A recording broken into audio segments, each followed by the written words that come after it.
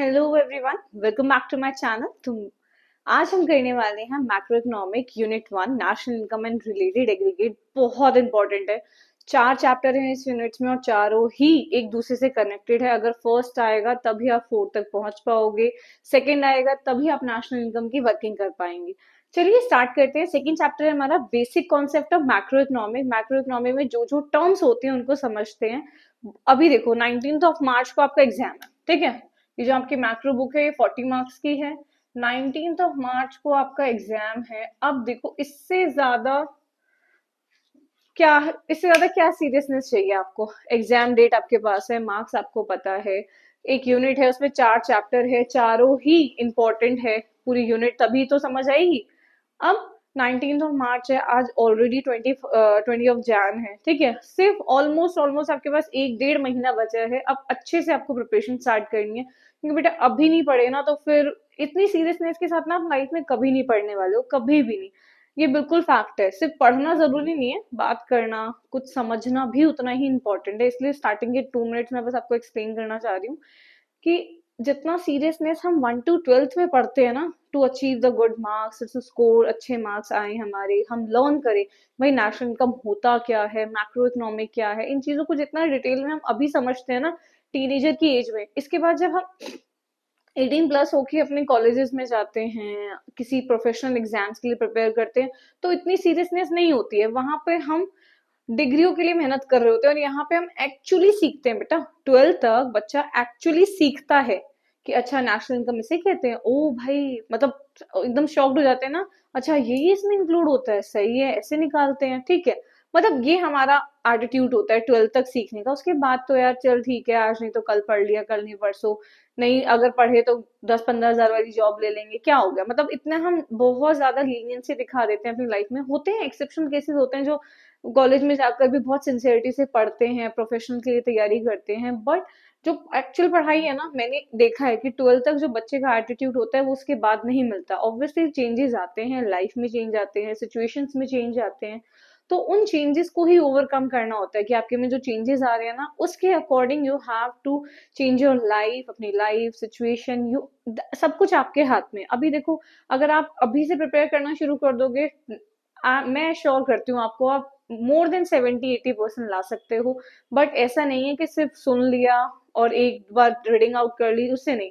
जितनी आप प्रैक्टिस करेंगे उतनी ही आप के अच्छे मार्क्स आएंगे। वो वाली कहावत है ना, अगर हमें किसी लोहे को शेप देनी है, जितनी अच्छी आपको शेप देनी है, आपको उतना ही उसको हीट अप करना पड़ेगा।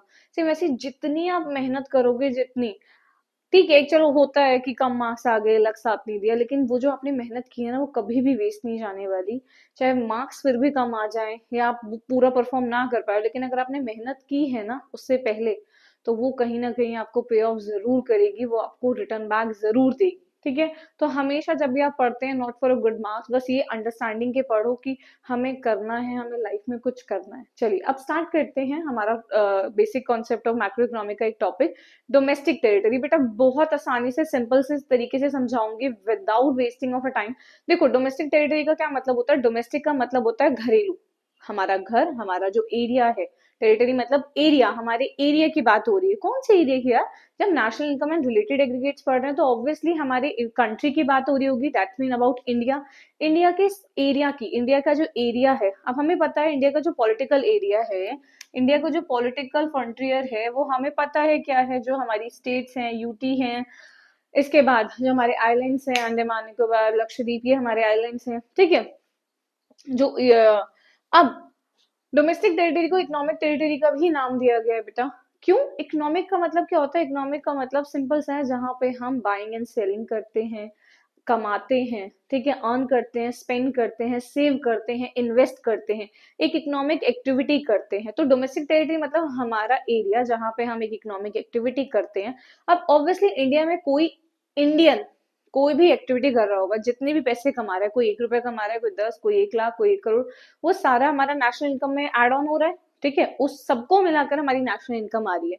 अब अगर मैं इंडिविजुअल हूँ, मैं अपनी बात करूं, अगर मेरी इनकम है तो मैं ऐसे ही सोचूंगी ना, भाई मैं इतना कमा रही हूँ, मेरी फैमिली, तो हमारी टोटल इनकम इतनी हो गई। अगर ऐसी पर हाउस हमारे यहाँ पे कमाएगा, फिर हम एरिया की बात करेंगे, locality, constituency, then state, then all over the country, जो हमारा इंडिया का मैप है, ठीक है, दैट इज पॉलिटिकल फ्रंटियर। इसमें जो भी इकोनॉमिक एक्टिविटी हो रही है, दोबारा बोल रही हूँ, कौन सी इकोनॉमिक एक्टिविटी जो एक इंडियन रेजिडेंट कर रहा है, normal resident of the country कर रहा है, सिर्फ इसको इंक्लूड करेंगे। अच्छा, क्या इंक्लूड नहीं करेंगे ये मैंने पॉइंट आउट क्यों किया? अब देखो, कोई फॉरनर है, वो यहाँ पे घूमने आए हैं, ठीक है, तो उनकी जो भी इनकम होगी, अगर मान लो फॉरेन में 20 कुछ भी कमा रहे हैं, ठीक है, मिलियंस में वो अगर अर्न कर रहे हैं, तो उसकी इनकम हमारी इनकम नहीं बनेगी, ठीक है। दे आर द टूरिज्म, अगर वो 1 महीना रह रहे हैं, 2 महीना रह रहे हैं, वो हमारी इंडिया का पार्ट नहीं बनेंगे। They are just the tourism, ठीक है, विजिटर्स हैं, वो आए हैं, घूम के चले जाएंगे, लेकिन उनकी इनकम से हमें कोई लेना देना नहीं है, ठीक है। वैसे ही फॉरेन एम्बेसीज अगर हमारे इंडिया में है, हमारे इंडिया में किसी भी कंट्री की जो एम्बेसीज हैं, आपको पता है दिल्ली के अंदर, हमारे दिल्ली के अंदर जो एम्बेसीज हैं, फॉरेन कंट्रीज की एम्बेसी है, उनके जो ट्रांजेक्शन हैं, जो भी उनका डाटा है, उससे हमें कोई लेना देना नहीं है, वो हमारी नेशनल इनकम का पार्ट बिल्कुल भी ना है, ना कभी बनेगा। अब इतना तो समझ आ गया भाई, जो इंडिया में हो रहा है, इंडिया तो पता है ना, from JNK to Kanyakumari, from Gujarat to Arunachal Pradesh, this is our India. यहाँ पे जितनी भी इकोनॉमिक एक्टिविटी हो रही है, जो एक नॉर्मल रेजिडेंट कर रहा है, that is added in the national income, वो हमारी नेशनल इनकम का पार्ट है, उसे हम नेशनल इनकम में ऐड कर रहे हैं। अब कुछ ऐसी चीजें जो इनडायरेक्टली ऐड होती है, मतलब इनडायरेक्टली मतलब जो हमें दिखाई नहीं देती।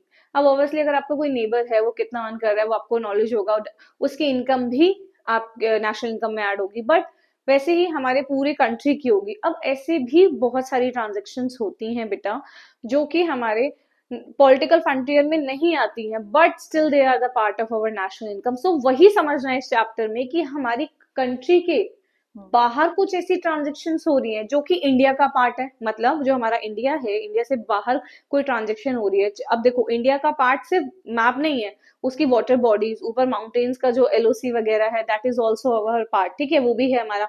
ऊपर आपको पता है एयरवेज में हमारे कोई भी एंटर नहीं कर सकता without permission, that is also our part.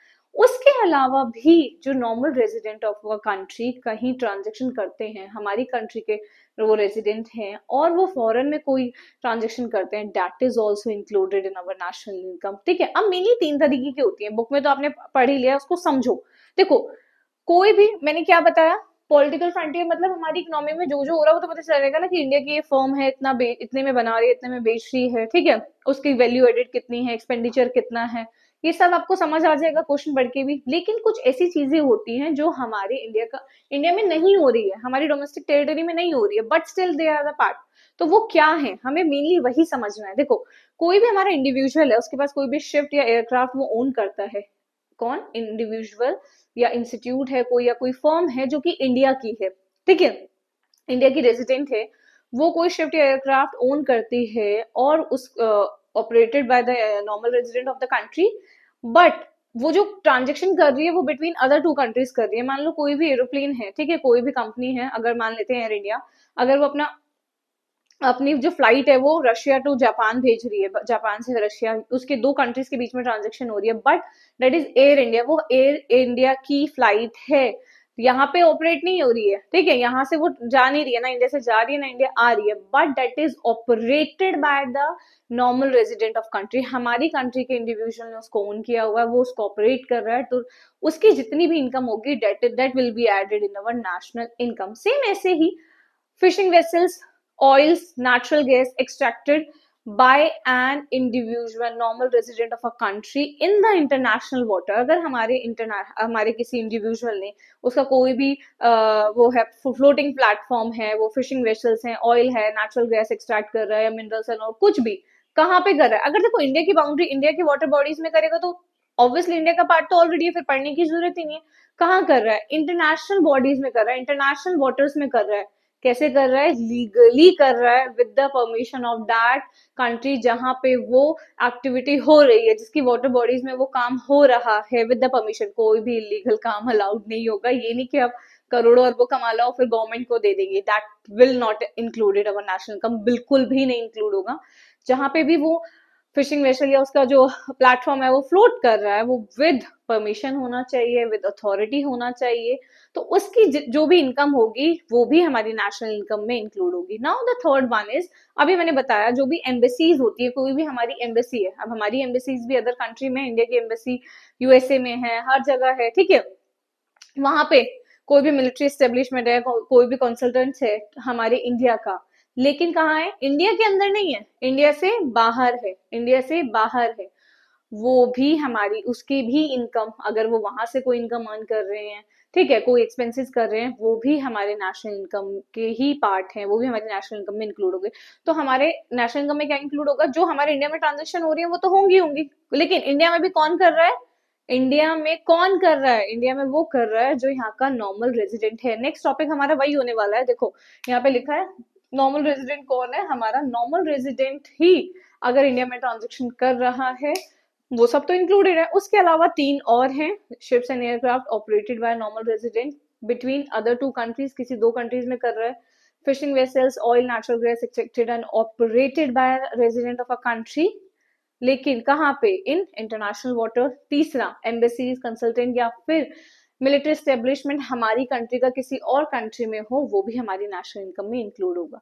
समझ आया? अब देखो मैंने इंक्लूड इंक्लूड इंक्लूड क्या होगा वो तो बता दी तीनों चीजें, अब क्या इंक्लूड नहीं होगा ये आपको ना सोचना है, मतलब पढ़ने की भी जरूरत नहीं है, जो चीजें इंक्लूड हो रही है वो क्लियर है। तो इंक्लूड क्या नहीं होगा, अगर एम्बेसी, इंडिया की एम्बेसी रशिया में है तो हम उसको अपनी नेशनल इनकम का पार्ट मान रहे हैं, लेकिन अगर रशियन एम्बेसी, रशिया की एम्बेसी हमारे इंडिया में है तो क्या वो हमारे इंडिया का पार्ट होगा, बताओ?